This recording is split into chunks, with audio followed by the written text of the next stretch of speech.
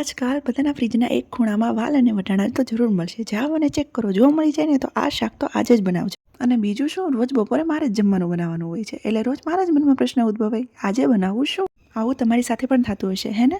પણ આપણે કરવાનું શું? કંઈ નહીં, ફ્રીજ ખોલવાનું, જે મળે એ બનાવી લેવાનું. તો આજે મને મળ્યા વાલ, તો મેં વિચાર્યું કે આનો સદુપયોગ તો કરવો જ પડશે. તો એની સાથે મેં લઈ લીધું છે એક બટેકું અને બંનેને કુકરમાં હળદર અને મીઠું નાખીને બાફવા માટે મૂકી દીધા છે. સાઈડમાં મેં ડુંગળીને કટ કરી લીધી છે અને આ બફાઈને તૈયાર છે આપણા બટેટાને વાલ. પાણીને આપણે ફેંકવાનું નથી, કારણ કે આપણે ફરીથી આને ઉપયોગ કરવાનો છે. બટેટાને મેં સરસ મજાના શેપમાં કટ કરી લીધા છે. જોઈ શકો છો બટેટા કેટલા સોફ્ટ થઈ ગયા છે.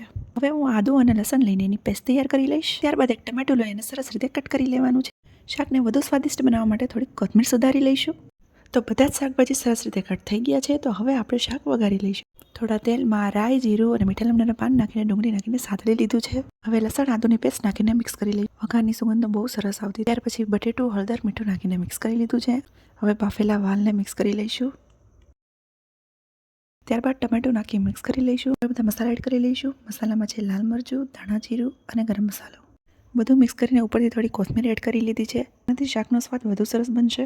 આ શાક તમારે રસા વગરનું ખાવું હોય તો આ એકદમ તૈયાર છે. બાકી જે બાફવામાં પાણીનો યુઝ થયો હતો એ જ પાણીનો ઉપયોગ આપણે અહીંયા કરવાનો છે. આ શાક તમે ઘરે ટ્રાય કર્યું છે તો મને કમેન્ટમાં જરૂર જણાવજો. બાકી લાઈક કરો, શેર કરો અને દ્રાક્ષ ખાઓ.